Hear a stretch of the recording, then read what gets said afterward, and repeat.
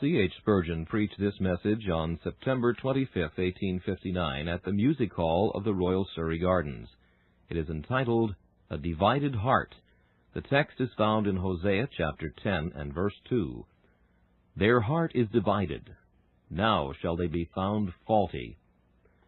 This passage may be taken as referring to the people of Israel as a nation, and it is not less applicable to the Church of God. It is one grand and grievous fault with the Church of Christ at the present day, that it is not merely divided somewhat in its creed, and somewhat also in its practice of the ordinances, but, alas, it is also somewhat divided in heart.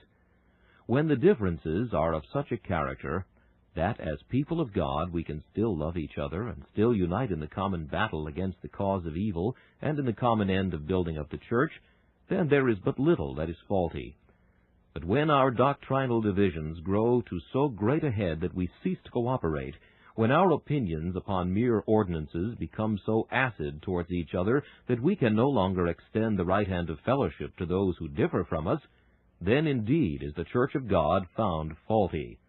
A house divided against itself cannot stand.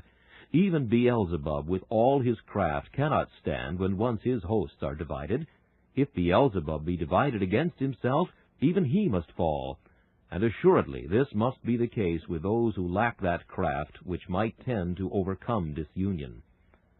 O my brethren, nothing can so cast down a church from the high place, mar its glories, and diminish its opportunities of success as divisions among the hearts of God's people.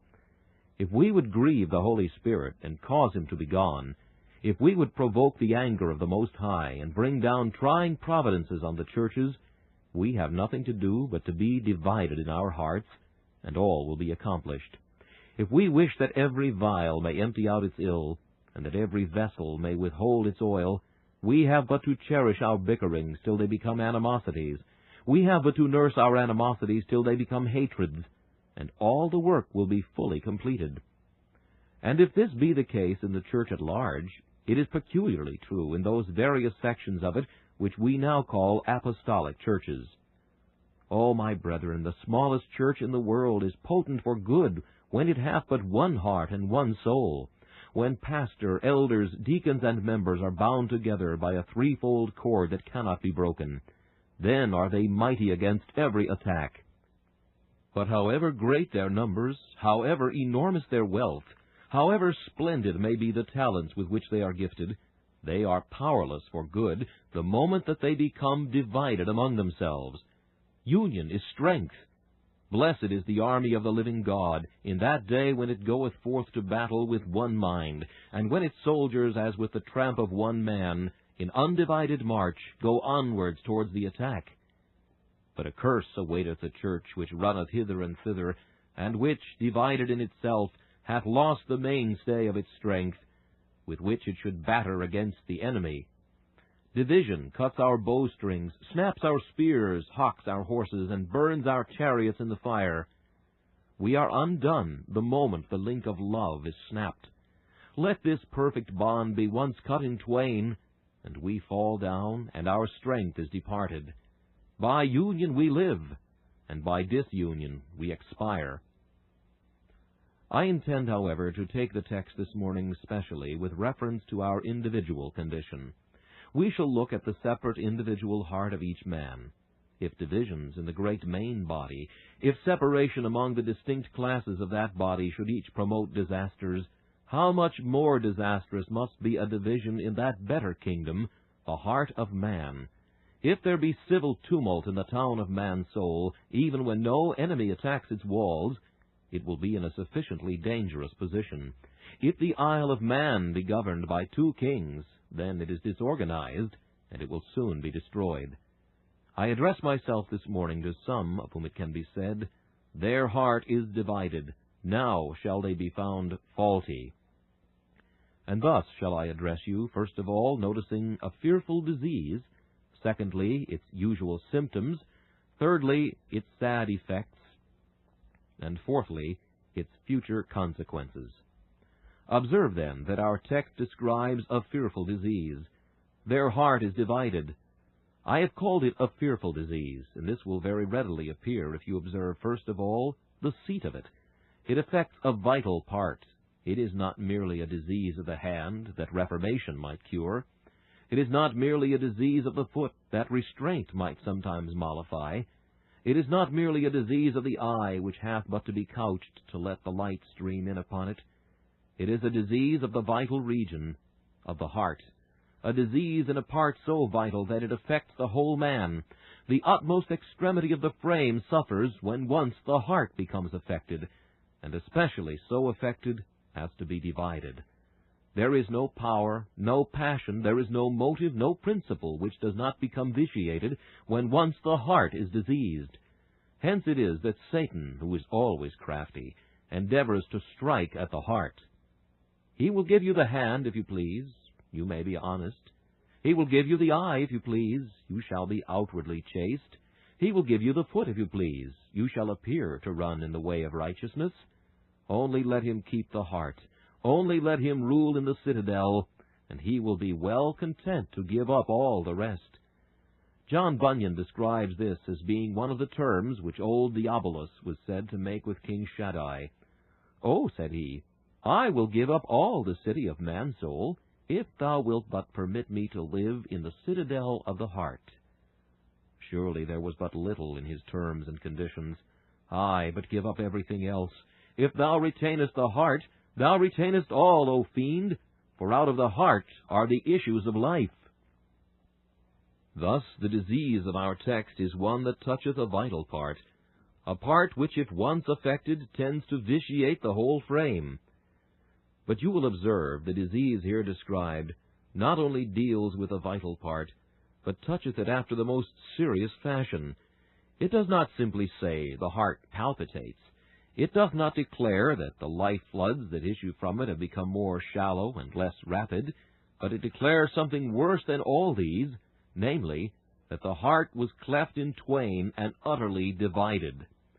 A stony heart may be turned to flesh, but turn a divided heart into whatsoever you please, so long as it is divided, all is ill. Nothing can go right when that which should be one organ becomes two, when the one motive power begins to send forth its life floods into two diverse channels, and so creates intestine strife and war. A united heart is life to a man, but if the heart be cut in twain, in the highest, deepest, and most spiritual sense, he dies. It is a disease which is not only affecting a vital part, but affecting it after the most deadly fashion. But we must observe again of this divided heart that it is a division in itself peculiarly loathsome. Men who are possessed of it do not feel themselves to be unclean. In fact, they will visit all society. They will venture into the church. They will propose to receive her communion and to be numbered with her members, and they will afterwards go and mingle with the world. And they do not feel that they've become dishonest.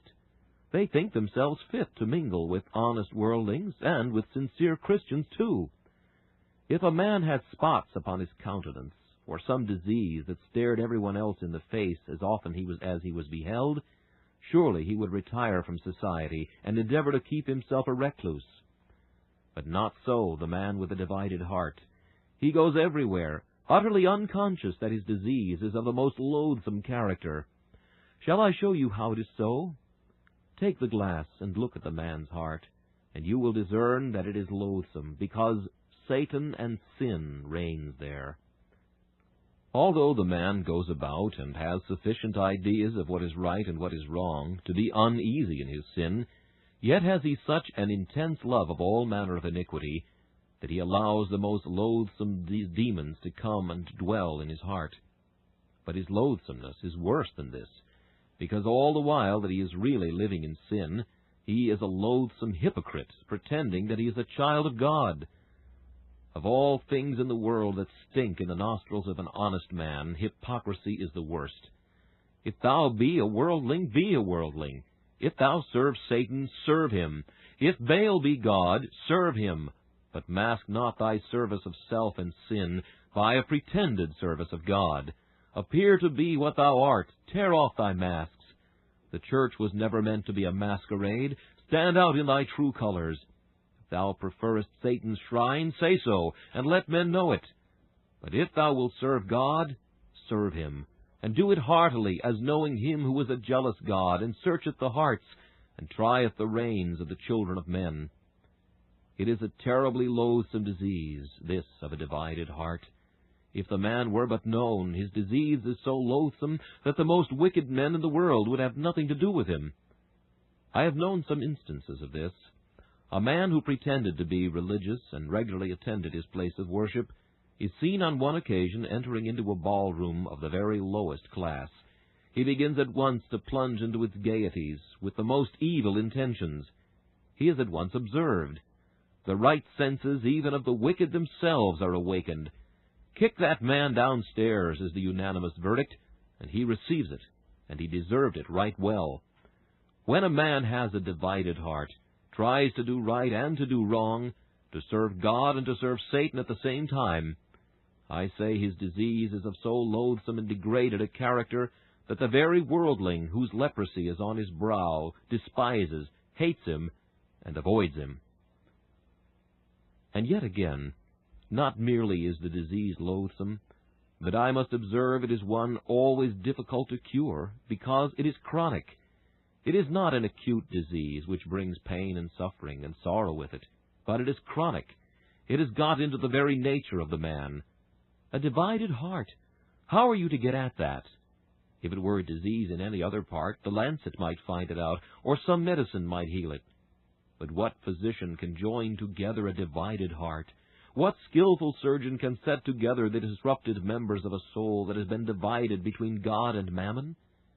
This is a disease which enters into the very nature, and will lie in the blood, though the most powerful medicines search it out.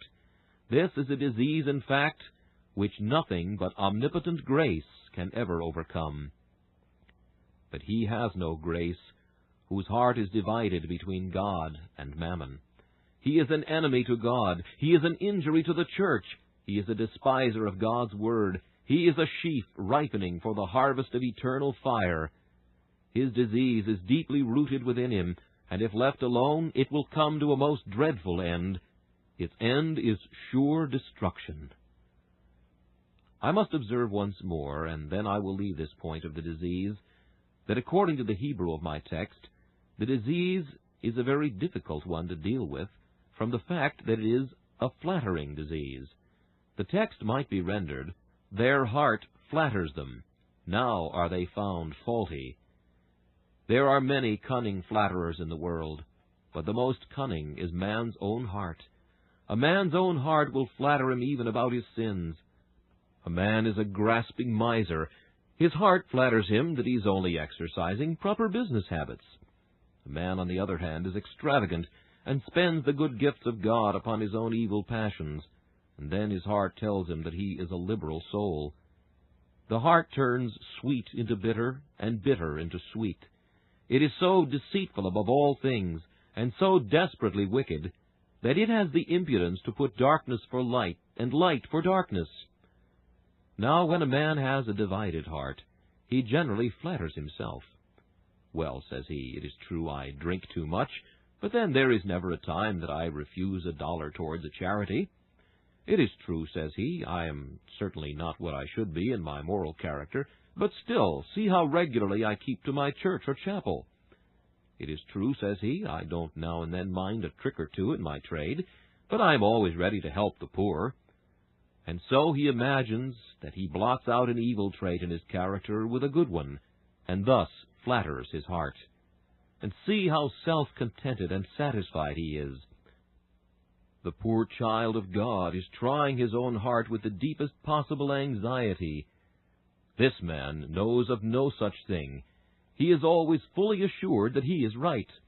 The true believer is sitting down and turning over his accounts day by day to see whether he be really on the road to heaven, or whether he has mistaken his evidence and has been deceived.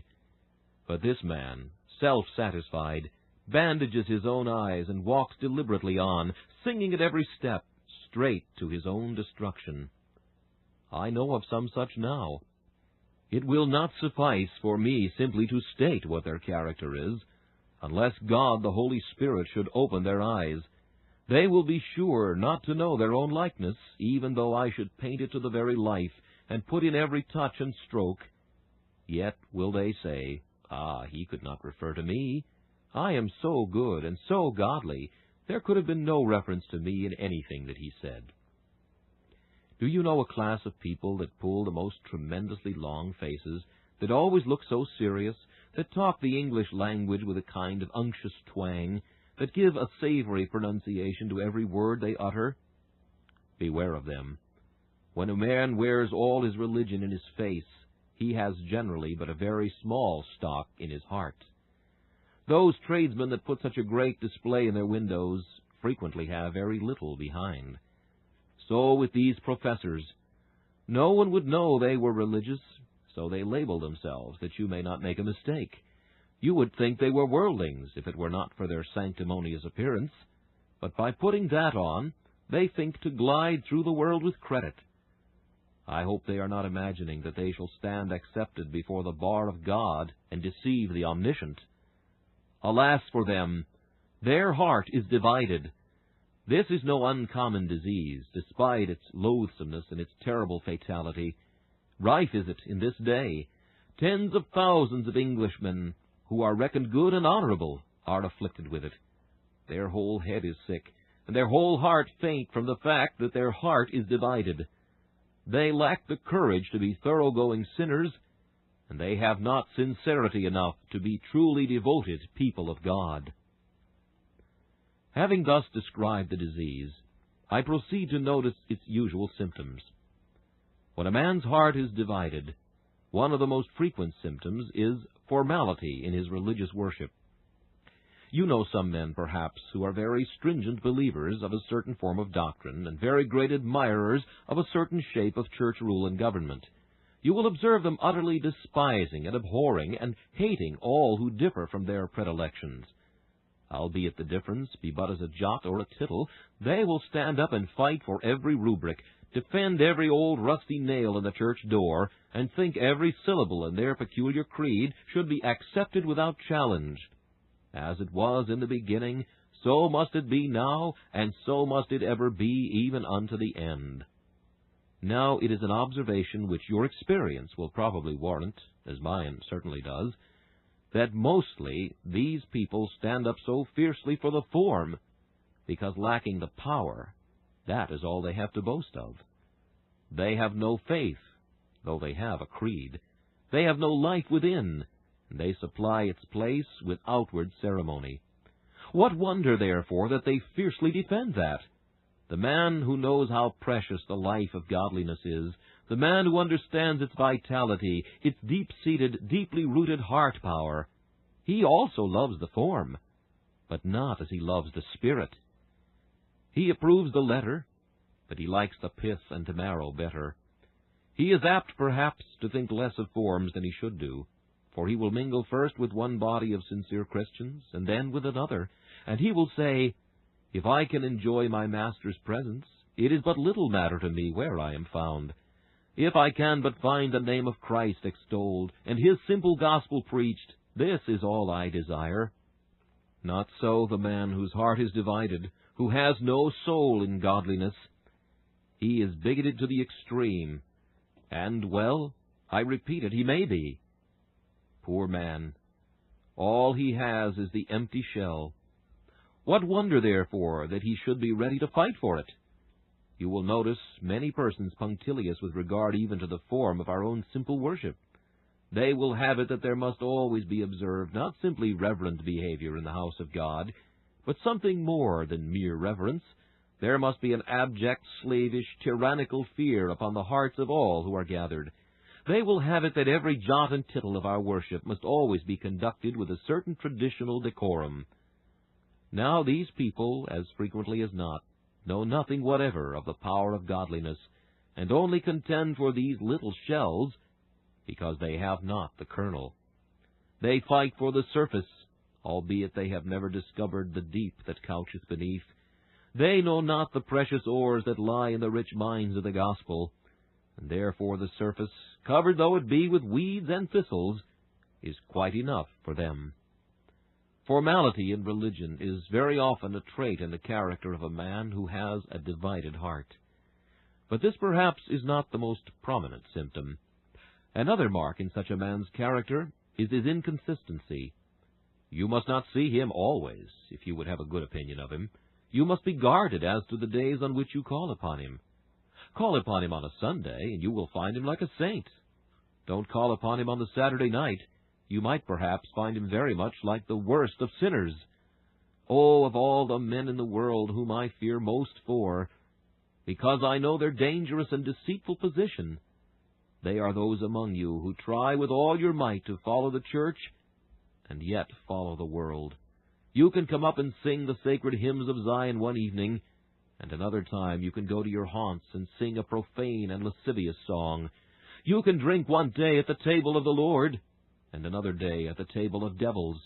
You appear to run first of all with God's people in His service, and then afterwards run with a multitude to do evil. Ah, men and brethren, this indeed is a terrible fact, a terrible index of a frightful disease. You must have a divided heart if you lead an inconsistent life. It is a happy circumstance when a minister can believe of his church that he has no hypocrite in the whole number. But I am bold to say, though with the deepest sorrow, this is more than I could believe of so large a church as that over which I am called to preside. Ah, friends, there may be some of you who practice sins unseen by your pastor's eye. Neither elder or deacon has yet tracked you out. You have been cunning in your iniquity. Perhaps your sin is of such an order that church discipline would altogether fail to touch it. You know, however, and your conscience tells you that your life is not consistent with your profession.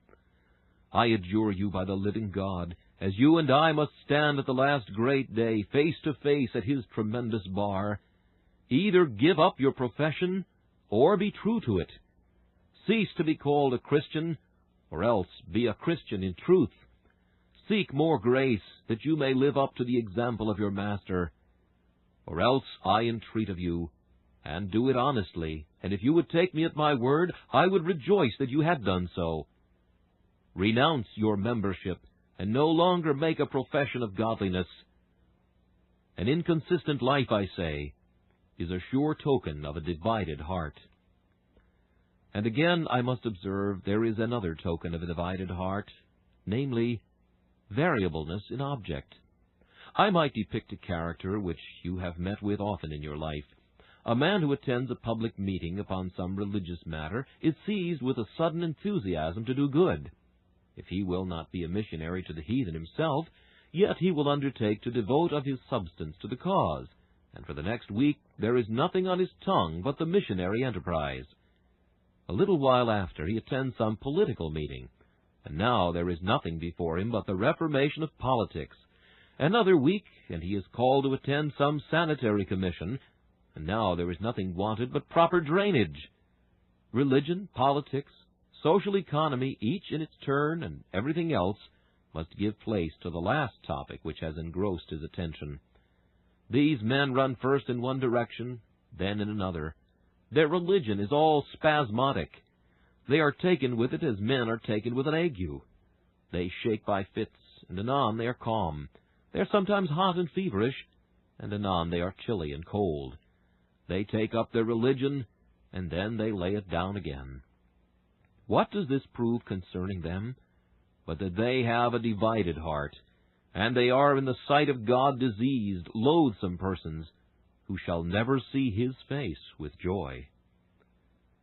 To conclude the list of symptoms, once more, frivolity in religion is often a token of a divided heart, and here I address myself more immediately to those of my own age. It is perhaps too common a sin with young persons to treat religion with a light and frivolous air. There is a seriousness which is well becoming, especially in youthful Christians. Cheerfulness should be the constant aim of the aged. Their tendency is towards sadness. Perhaps a proper seriousness and solemnity should be the aim of the youthful believer, whose tendency will be rather to levity than to despondency. Oh, my brethren, when we can talk about religious things with flippancy, when we can quote texts of Scripture in order to make jests upon them, when we come up to the Lord's table as if it were but a common repast, when we come to baptism as though it were but an ordinary observance, about which no solemnity is to be found, then I fear we prove that our heart is divided. And I know that any soul conscious of its guilt, if it has really been brought to know the love of Christ, will always come to sacred things in a sacred manner. We do not come to the Lord's table with lightness of heart. There have been times when it has seemed too solemn a matter for us to come at all. And as for baptism, he that comes to baptism without having searched his heart, without having looked well to his motives, without true devotion of spirit, comes altogether in vain. As the wrong communicant may eat and drink damnation to himself, so may he who would be thus wrongly baptized receive condemnation instead of a blessing.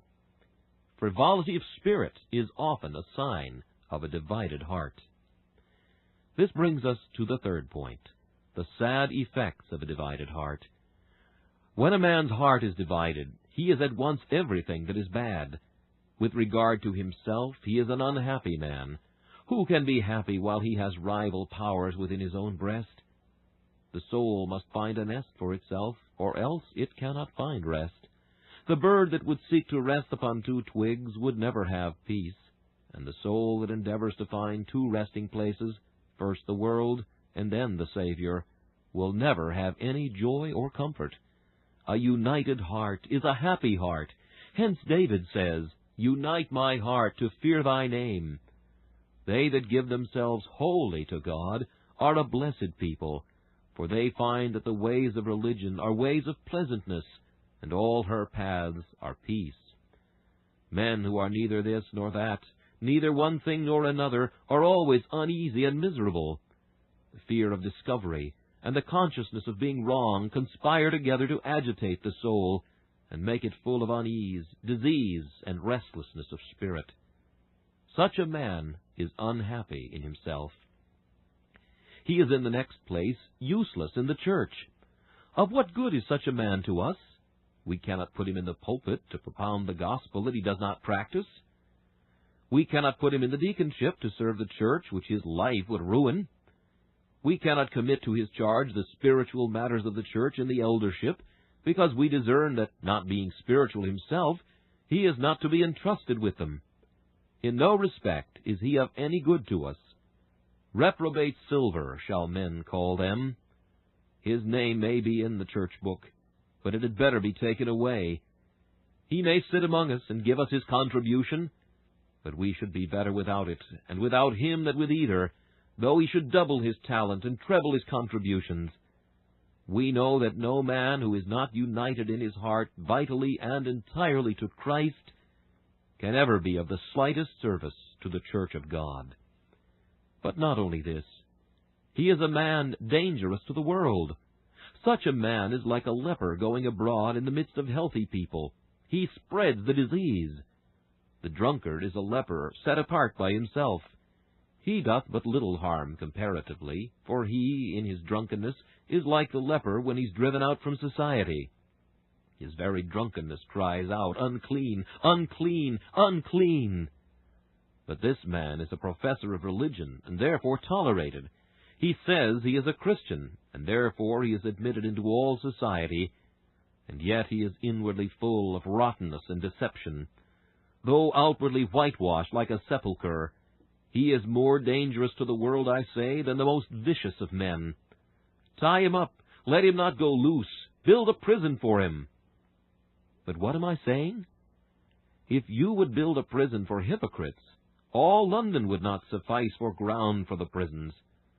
Oh, my brethren, notwithstanding the impossibility of binding them, I do say that the maddest dog in the hottest weather is not one half so dangerous to men as a man who has a divided heart, one who runs about with the rabid poison of his hypocrisy upon his lips, and destroys the souls of men by contamination. Not only unhappy himself, useless to the church, and dangerous to the world, but he is contemptible to everybody. When he is found out, nobody receives him. Scarcely will the world own him, and the church will have nothing to administer to him but its censure. The most solemn consideration, however, is that this man is reprobate in the sight of God. To the eye of infinite purity, he is one of the most obnoxious and detestable of beings. His heart is divided. A pure and holy God hates, first, his sin, and secondly, the lies with which he endeavors to cover it. Oh, if there be a place where sinners are more loathsome to God than anywhere else, it is in his church. A dog in its kennel is well enough, but a dog in the throne room is quite out of place. A sinner in the world is bad enough, but in the church he is hideous. A madman in an asylum is a creature to be pitied, but a madman who protests he is not mad, and who will thrust himself among us that he may obtain means of doing mischief, is not merely to be pitied. He is to be avoided, and needs to be restrained. God hateth sin anywhere, but when sin puts its fingers upon his divine altar, when it comes and lays its insolent hand upon the sacrifice that is burning there, then God spurns it from him with disgust. Of all men who stand in the most likely place to receive the mightiest thunderbolt and the most terrible lightning's flash, those are the men who have a divided heart and profess to serve God, while with their souls they are serving sin. Take heed, sinner. Take heed, running on in thy sin, thou wilt meet with punishment. But after all, O hypocrite, look well to thy ways, for thy sin and thy lie together shall bring down a dread and swift destruction upon thy devoted head. In conclusion, I have to address some remarks to you with regard to the future punishment of the man whose heart is divided, unless he be rescued by a great salvation. I have endeavored to preach faithfully this morning, as faithfully as I could, but I am conscious that many of the children of God do not find food under such a sermon as this, nor is it my intention that they should do so. It is not rightly possible to blend the sieve of sifting with the bushel of the gospel. We cannot well bring you the wheat and the sieve too. This morning I have sought to take the fan ministerially into my hand, and to thoroughly purge this floor in the name of him who shall be the great purger at the last day.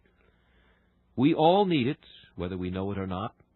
The best Christian needs sometimes to question himself as to his motives, and when God's children are not fed, it is often more profitable to them to be led to examine themselves than it would be if they had some rich promise to feed upon.